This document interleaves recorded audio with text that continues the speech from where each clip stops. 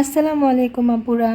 আজকে আমি তোমাদেরকে আবার কিছু স্বপ্নের ব্যাখ্যা বলবো, যেই স্বপ্নগুলো আল্লাহ তাআলাই দেখান।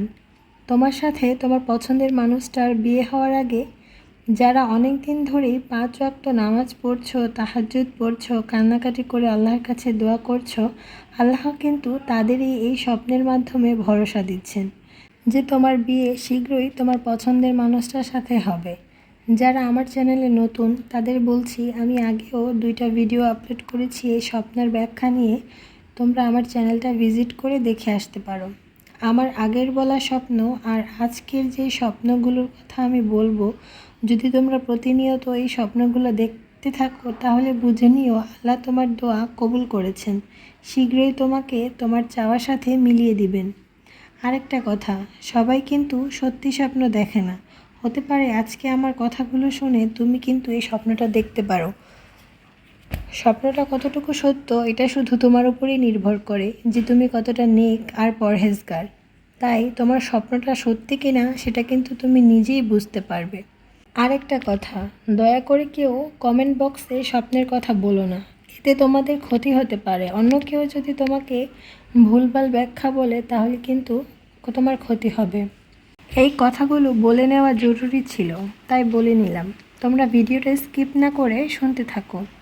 চলো তাহলে শুরু করি। স্বপ্নে প্রজাপতি দেখা। লাল গোলাপি প্রজাপতি দেখলে বুঝতে হবে এটা তোমার বিয়ে হওয়ার একটা ইশারা। তোমার স্বপ্নের মধ্যে যদি তোমার প্রিয় মানুষটা তোমাকে কিছু দেয়, যেমন চকলেট, মিষ্টি বা আইসক্রিম, তাহলে বুঝে নিতে হবে এটা তোমাদের দুইজনের বিয়ে হওয়ার একটা ইশারা। আল্লাহ কখনো তোমাকে দেখাচ্ছেন যে তোমার বিয়ে হবে, আবার কখনো স্বপ্নের মাধ্যমে দেখাচ্ছে যে তোমার প্রিয় মানুষটার সাথেই তোমার বিয়ে হবে। তো এটা আল্লাহর পক্ষ থেকে একটা ইশারা। যদি স্বপ্নের মধ্যে কোনো অবিবাহিতা মেয়ে পাকা আম দেখতে পায়, পাকা মিষ্টি আম যদি নিজেকে খেতে দেখে, তাহলে এটা বিয়ে হওয়ার একটা ইশারা। হতে পারে আমটি তোমাকে তোমার মা কেটে দিচ্ছেন বা ছেলের মা। এটা বিয়ে হওয়ারই একটা ইশারা, যেটাতে দেখানো হচ্ছে যে শীঘ্রই তোমার সাথে সেই ছেলেটার বিয়ে হবে। স্বপ্নে যদি দুই পরিবারকে একসাথে দেখো, মিলে হাসি খুশি, বা সেই ছেলের পক্ষ থেকে যদি মিষ্টি এনে দেওয়া হয়, তাহলে বুঝতে হবে যে এটা তোমাদের বিয়েরই একটা ইশারা, যেটা কনফার্ম করছে মিষ্টিটা। সেই মিষ্টিটা হাতে থাকলে বুঝতে হবে যে তোমাদের মধ্যে খুব শীঘ্রই বিয়ের কথা চলবে এবং ইনশাআল্লাহ আল্লাহ চাইলে তোমাদের বিয়েও হবে। এটা আল্লাহ তাআলা তোমাকে স্বপ্নের মধ্যে বুঝিয়ে দিচ্ছেন। স্বপ্নের মধ্যে যদি কোনো অবিবাহিতা বোন রুটি দেখতে পায়, তাহলে এটা তার বিয়ের একটা ইশারা। রুটি দেখা কিন্তু বিয়ের ইশারা।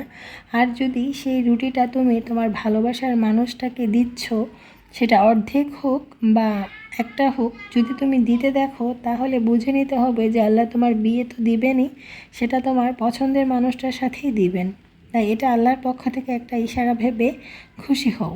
স্বপ্নের মধ্যে সেলাই মেশিন দেখা। কোনো অবিবাহিতা আপু যদি স্বপ্নের মধ্যে সেলাই মেশিন দেখে বা সেই সেলাই মেশিনে কিছু কিছু সেলাতে দেখে, যেমন লাল গোলাপি কাপড় বা সেটা কোনো ড্রেসও হতে পারে, এটা যদি দেখে তাহলে বুঝে নিতে হবে তার বিয়ে খুব নিকটে এবং তার পছন্দের মানুষটার সাথে কিন্তু তার বিয়ে হবে, এটাও একটা ইশারা।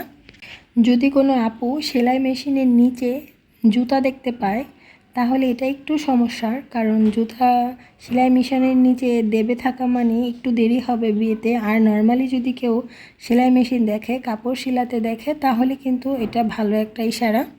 যারা প্রতিনিয়ত এই স্বপ্নগুলো দেখো, কখনো এটা তোমার বিয়ের ইশারা দেয়, আবার কখনো এটা তোমার পছন্দের মানুষটার সাথে বিয়ে হওয়ার ইশারা দেয়।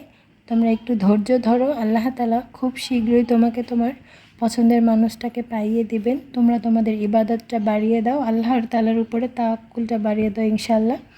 আর যে আপুরা এখনও পর্যন্ত এই ধরনের স্বপ্ন দেখোনি, তারা একদমই ভেঙে পড়ো না। শীঘ্রই আল্লাহ তাআলা তোমার দোয়া কবুল করবেন। তুমি শুধু তোমার নিজের দিকে একটু লক্ষ্য রাখো যে তুমি কি করছো, তুমি কি ধরনের পাপে লিপ্ত আছো। সেই পাপগুলো করা ছেড়ে দাও এবং আল্লাহ তাআলার উপর তাওয়াক্কুল আর দোয়া করা বাড়িয়ে দাও। দেখবে ইনশাআল্লাহ তাআলা আল্লাহ তোমাকেও তোমার পছন্দের মানুষটা পাইয়ে দিবেন আর তোমাকেও এমন সঠিক স্বপ্ন দেখাবেন ইনশাআল্লাহ।